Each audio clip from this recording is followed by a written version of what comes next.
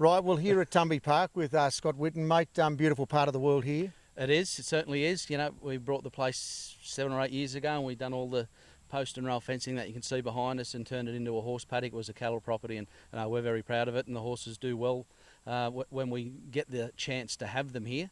A lot of them are up at Burwood these days, you know, with the Q-bred system.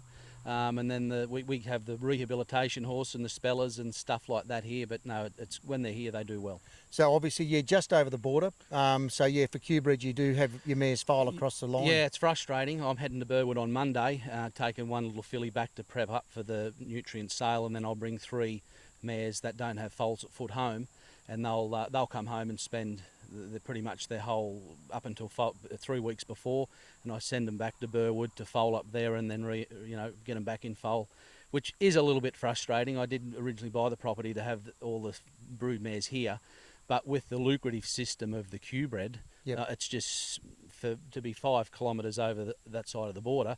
You know, I've got to have me brood mares in Queensland, and Burwood do a wonderful job, and I entrust them 100%. So that's I regularly visit Burwood up and down the hill, you know, probably 10, 12 times a year, picking mares up, dropping mares back, picking yearlings up, and so on and so forth.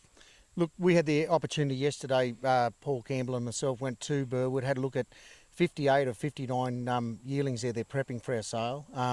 Saw your draft of horses, mate, a very impressive draft. Like you say, the Denning family do it as well as anyone. Yeah. You said you're heading up there again to have a look, mate. On paper, the horses look fantastic, but when you actually have a look at them in the flesh, I know you'll be impressed. We're extremely impressed with what we saw. Yeah, I spoke to Noel today and just informed him I was coming up Monday to pick a few mares up and drop a filly off, and he said he's got a lot of the horses in, and he said you're going to be amazed at how good they look. The weanlings I brought in New Zealand, I mean, I brought them, you know, to race anyway. Then change of circumstances, I'm, you know, selling, you know, all the horses will be genuinely for sale at this point in time.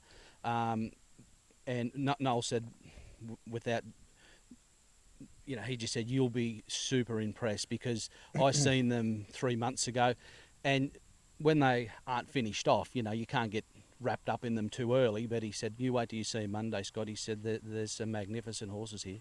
Look, we pulled a number of horses out, like 58 horses we looked at. There's a great draft of horses with a number of different consigners, but in your draft, there's horses in any catalogue would stand at the top of at the top end of those catalogues, mate. Yeah, I mean, on paper and in the flesh, I'm hoping to see some of these horses. I think in any sale in Australia, some of these could bring 100,000. What they'll bring here in Brisbane, I'm not sure. A couple of those Kiwis that I brought, I mean, they owe me 70 or 80 anyway, but they're top-end horses. If they were in the February sale in New Zealand, like they'll be $100,000 without a question of a doubt. The top end in Sydney, the top end in Melbourne, which these horses are, that's their category. I'm hoping that's where we'll end up in Brisbane. They're genuinely on the market for sale if they go through the ring, but that's where I'll be looking, you know what I mean? That's not all of them, that's only 3 or 4 out of the 18. There's some nice other horses there. They're going to be 20, 25. I think that's the market for them. You know, American Ideals, the staying. I'm not going to ask $100,000 for those sorts of horses, because I don't think they're worth that, particularly when I've got those other high-end horses there. But those top-end horses, I mean, they've got to be pushing that sort of level for me to let them go. When you look at the amount of horses that have also got access to, say, Vic-bred, they're Q-bred, a lot of them New Zealand-sized stakes, Yep. They're paid up for Bathurst.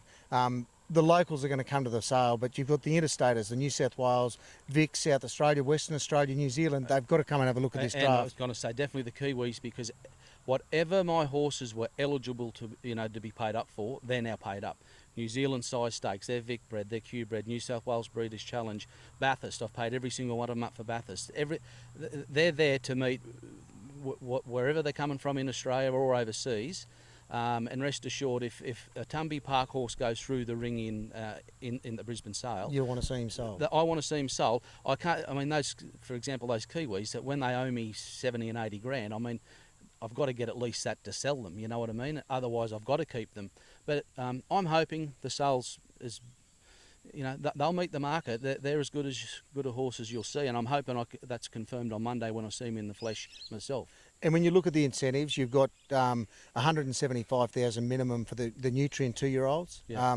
They go again as 3-year-olds for 100,000 minimum. You've got 125,000 for the Sunshine Stars. Plus they've got all their other bonuses. Well, that's right. It's plenty to race for. In your Q-bred first win bonus, second win, third win bonuses. Yep. It's a positive vibe here in Queensland. Look, it's a positive vibe in Australia, I believe. I mean, you look at New South Wales have increased prize money, Victoria's increased prize money. Queensland's just going through the roof with their incentives, and you know, I think it's within 3 or 4 years they've doubled their budget or something in prize money. If that's, I mean, we're heading in the right direction, and I think there should be confidence from everyone anywhere in Australia, because our market, racing and breeding, is strong, and will continue to be strong. And look, think sale time. Early March, beautiful time to be on the Gold Coast. Magic Millions Complex, it's as good as you'd see for presenting and selling horses. We encourage everyone, if you haven't got a catalogue, you can go online, nutrienequine.com.au, get in touch with us, go to the track. The Albion Park guys, Racing Queensland, have been well behind this initiative, wonderful incentives, and yours, along with a lot of others, this is a really quality a catalogue of horses, probably as good as they've had in Brisbane ever, in Queensland ever. It's the best quality in Queensland by 100 yards. And that's not being disrespectful to any other catalogues or any other breeders over the years, but the pages this year and the quality of horses, I think is the best we've had in Queensland. That's for sure. Well, mate, thanks for having us here. If people do want to get in touch with you or ring the guys at Burwood. Oh, absolutely. And look, leading into the sale, I'll be as transparent as possible with reserves, because if someone asks me, I'll actually tell them this is what I'm looking for. You know, I'd even put it on their stable door if I was allowed. I don't know whether we can. Yeah, we can. You know what absolutely. I mean? And you know, the 4 or 5 top end horses will have that higher, and the other ones will be at that lower market and meet in the middle. You know, that's how I'd like to play it this year. And I know you've said you want to price the horses to be sold, but we recognise the value of these top ones. So yeah, and at the end of the day, I mean, I already know what the costs once they enter the ring for me will be. I mean, I run it as a business. There's no point putting a nice Captain Treacherous colt through when he owes you 60, and I've got to get 60, north of 60, you know, to cover costs, and I don't do it to cover costs. I do it to at least earn something. Try and get a little bit on the sideboard. To reinvest it. Stallion fees are going up. We've got the new stallion tax, all of those things. So you still got to have an income to cover, you know, future expenses. So, I mean, that Captain fella, I'd be hoping to get 75 when he owes me 60. You know, he's there, he's true, he's correct, he's a magnificent type. Yep. And that's the sort of price point and price bracket I'd be looking for. Well, mate, I know you've been a terrific supporter of the industry. I know you've had a lot of fun on the track, but we look forward to representing your drafter horses and all of the Queensland drafter horses, and giving us a chance to have a look around Tumby Park. No, thanks for coming, Mark. It's been great. Good on you. Thank you.